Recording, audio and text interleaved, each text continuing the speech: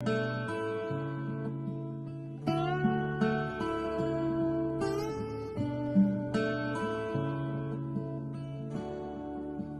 be in your presence, to sit at your feet, where your love surrounds me and makes me complete. This is my desire. Oh Lord, this is my desire. This is my desire. Oh Lord, this is my desire.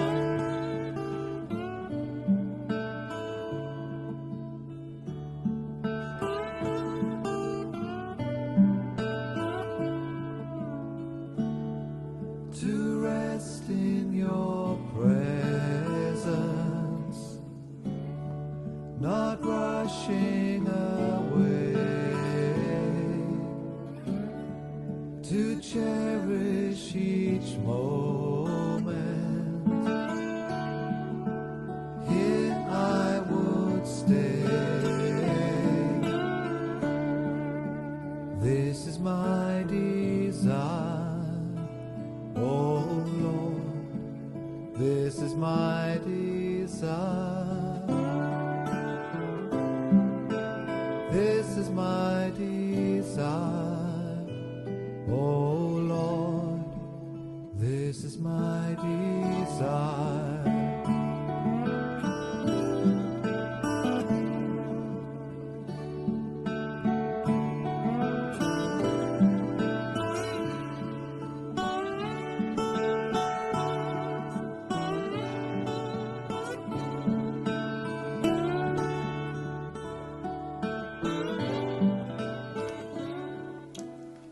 A blessed good morning and welcome to our devotions for today, Monday. This is the first week of Advent. It is a time of preparation in one sense, but it is also a time of readiness. And so our theme for this week is a collection of phrases: be awake, be mindful. We're seeking to be present during this time. We're seeking to be present at all times in our journey in this world in order that we may not miss any of the opportunities that the Spirit brings for us. So I invite us as we go into this time of devotion that we be mindful of the fact that Advent sets the tone for our year, and it is intended that these thoughts, these ideas with respect to how we should be in the world, these are intended not just for the season of Advent, but for the entire year. There's always a coming, and we must be mindful of that coming. So this morning we take some time then to engage that sense of presence, and we move into a time of stillness.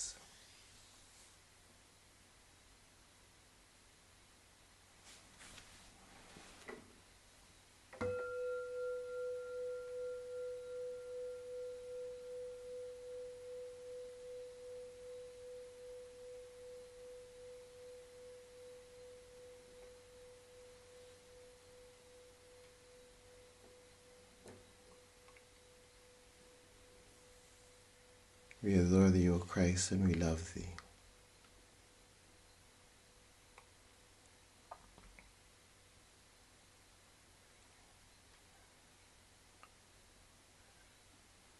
We breathe intentionally bringing our focus into our heart space.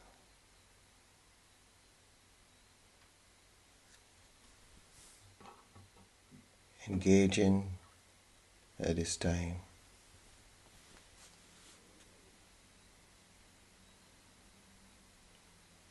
with the inner being, with that inner space.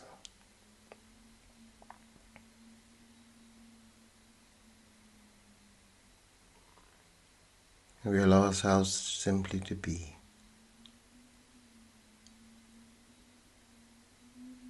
We allow ourselves to be present. Present to everything around us. We are aware. We are awake.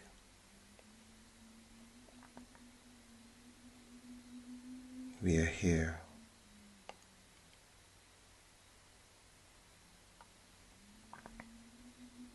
It's important for us to be here in this moment.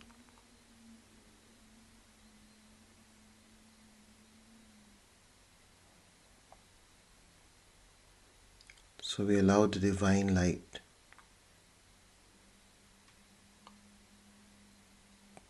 to be present to us.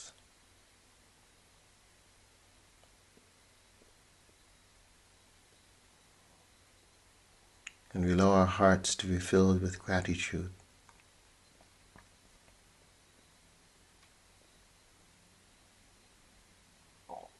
Just simply be aware. Be aware of this moment. Before stepping out into our world.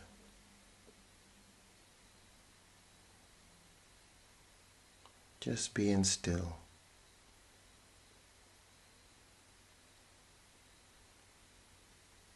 And simply allowing for the presence.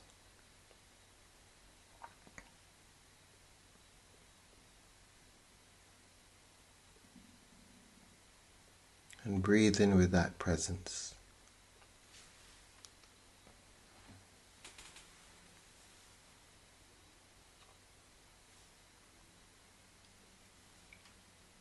Knowing that in this moment,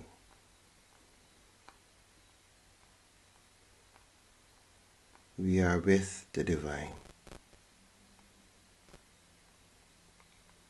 In this moment, we have all that we need.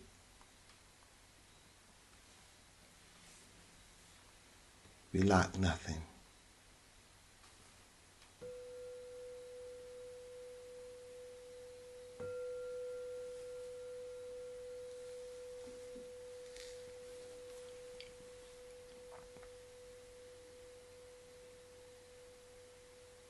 When Jesus and the disciples had come near Jerusalem, Jesus sent 2 disciples, saying to them, "Go into the village ahead of you, and immediately you will find a donkey tied and a colt with her. Untie them and bring them to me. If anyone says anything to you, just say this: 'The Lord needs them,' and he will send them immediately." This took place to fulfill what had been spoken through the prophet, saying, "Tell the daughter of Zion, look, your king is coming to you humble and mounted on a donkey, and on a colt, the foal of a donkey." The disciples went and did as Jesus had directed them. They brought the donkey and the colt, and put their cloaks on them, and he sat on them.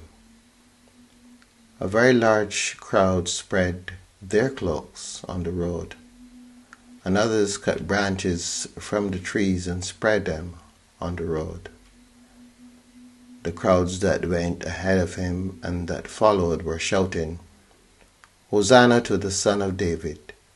Blessed is the one who comes in the name of the Lord! Hosanna in the highest heaven.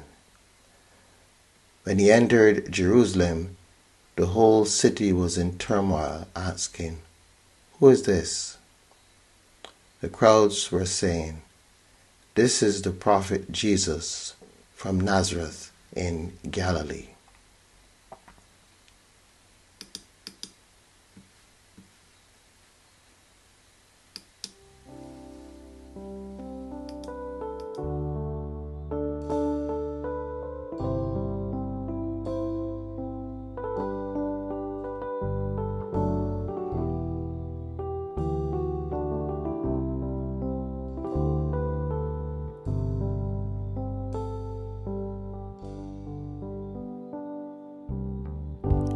Lord, I come to you. Let my heart be changed, renewed, flowing from the grace that I found in you.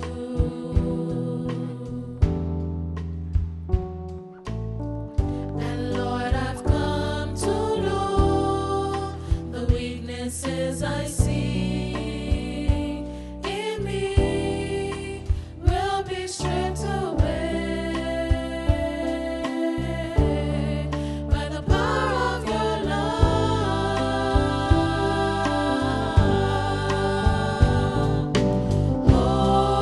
Hold me close, let your love surround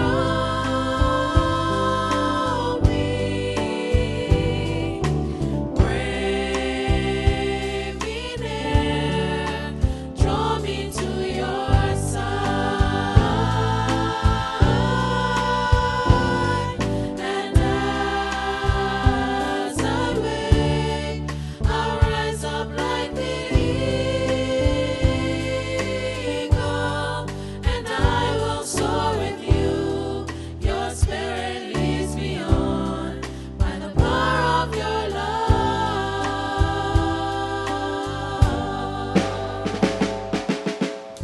Lord, unveil my As we begin this time of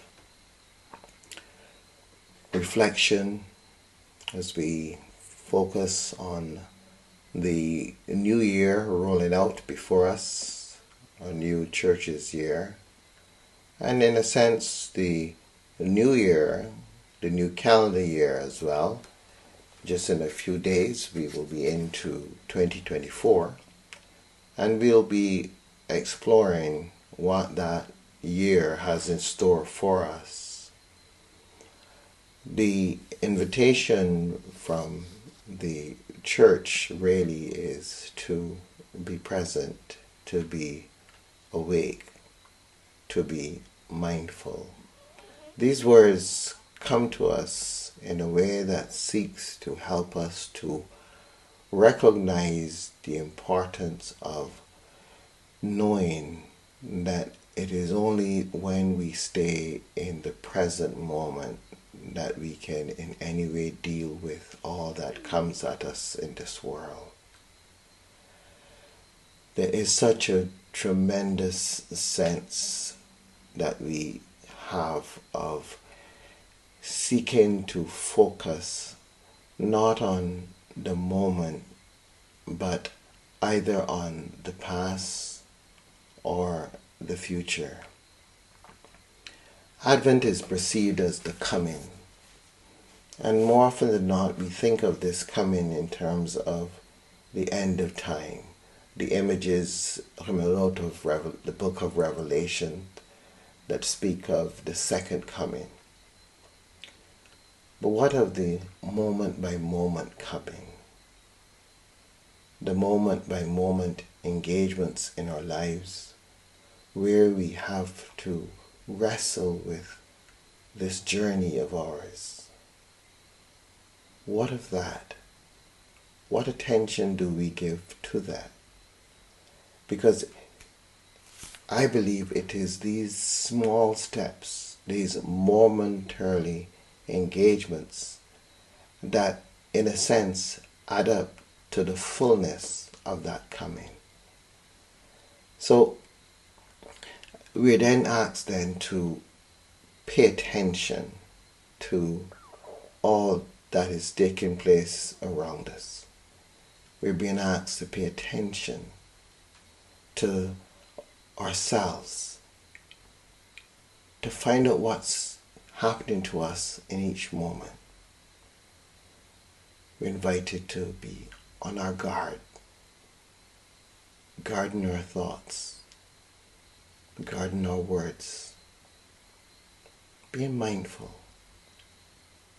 What is it that I'm about to say? What is it that I'm about to do? Being mindful of ourselves in every moment. Because it's so easy to become absent-minded, to forget, to let go of this moment and instead dwell in the past. There is a real sense that when we are able to stay in the moment and speak from the moment, we can impact all that is yet to come. If you look at the reading this morning, Jesus, in that sense of presence, says to his disciples, "Go into the village, and you will see a colt and a donkey. Untie them and bring them to me. And if anyone asks, just say, the Lord has need of them." We will listen to this passage and we will say, well, this is Jesus. But we must always be mindful of the fact that if nothing else, Jesus constantly gives us the idea that his journey is but an example of what our journey is and can be. So Jesus, in his sense of presence, is able to predict, give guidance to something that will happen very shortly. And he says so with confidence. We can only do that in the present moment. Jesus couldn't do that if he was lingering on the past or if he was wondering if this might be possible. Jesus speaks from a place of knowing. He acts as a co-creator with the divine. He brings about a circumstance that is needful for him. And this is where we are. We stand in the present moment. And as much as we find ourselves drifting from here to there, the reality is that if we learn to develop the ability to stay present, to stay awake, we can call things into being, because that is a given for us as a human being. We can call things into being. But we can't do that from the past or from the future. We can only do it from the now. It is in the now that our power lies, because in the now we are one with God, and we are able from that place to join with God in the work of salvation and redemption. So the invitation as we begin this journey into a new year is the practice of mindfulness, the practice of being awake, wakefulness, practice of presence. If we're able to do this, we will see how this year unfolds as something that we ourselves have taken responsibility for, and we will see the hand of God throughout the year. Watch, be awake, be mindful, be present.